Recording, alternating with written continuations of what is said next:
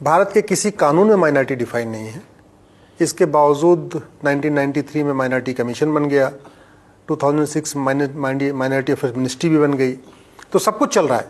Minorities को stipend भी जा रहा है, माइनॉरिटीज़ को बहुत सारी योजनाएं भी चल रही हैं, लोन अलग जा रहा है, एजुकेशन लोन, बहुत सारी चीज़ें चल रही हैं। लेकिन जो बेसिक चीज़ है कि माइनॉरिटी है कौन, who is minority, who is majority, that is not defined. मैंने वो चैलेंज किया है सुप्रीम कोर्ट में कि आप सबसे पहले केंद्र सरकार को आप निर्देश दीजिए कि वो एक डिफाइन करें कि माइनॉरिटी कौन है, उसको आइडेंटिफाई करने का गाइडलाइन क्या होगा वो बताएं। क्योंकि मैंने एक आरटीआई भी फाइल किया और केंद्र सरकार से पूछा कि आप कैसे पता कैसे करते हो कि माइनॉरिटी कौन होने वाला है, कौन है माइनॉरिटी, तो कह रहे हमारे पास कोई गाइडलाइन ही नहीं, कोई गाइडलाइन। हाँ, आरटीआई का जवाब है मेरे पास। वो कहते हैं हमने कोई आज तक कोई क्राइटेरिया सेट नहीं किया कि माइनॉरिटी कैसे करेंगे। तो हमने कहा फिर 1993 में आपने कैसे कह दिया 5 लोग हैं ये।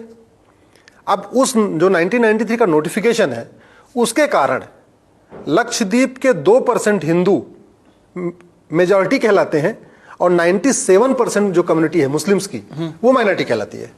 तो मतलब ये स्क्यूड है। सिमिलरली मिजोरम में मात्र 3% हिंदू हैं, वो मेजॉरिटी हैं, और जो 90% क्रिश्चियन हैं वो माइनॉरिटी हैं।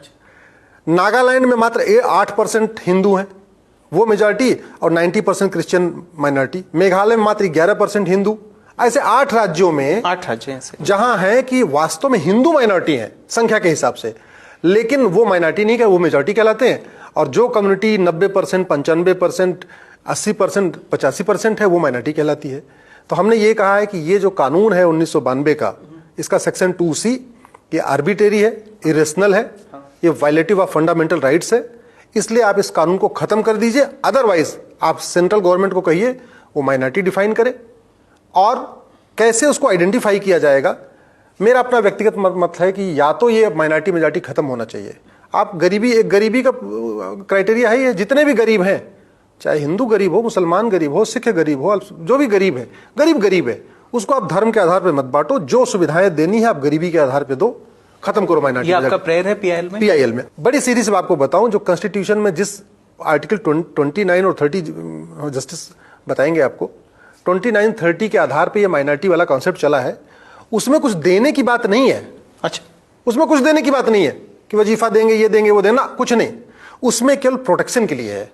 वो 29, 30 कहता है religious and linguistic, not religious और linguistic, and linguistic minorities. Yes, religious and, मतलब भाषा के आधार पर भी भाषा और धर्म दोनों के आधार पे माइनॉरिटी हो। और जहां तक अगर आप ये कि यूएन में डिफिनीशन है, वो डिफिनीशन कहती है एनी ग्रुप और community which is socially, economically, politically non dominant and inferior in population. Inferior मतलब बहुत नगण्य, छोटा सा, मतलब 5-10%। ना 5-10 नहीं, 1%, 2% ऐसा हो, नगण्य। इनफीरियर का मतलब बहुत नगण्य, not in 2 digit, single digit.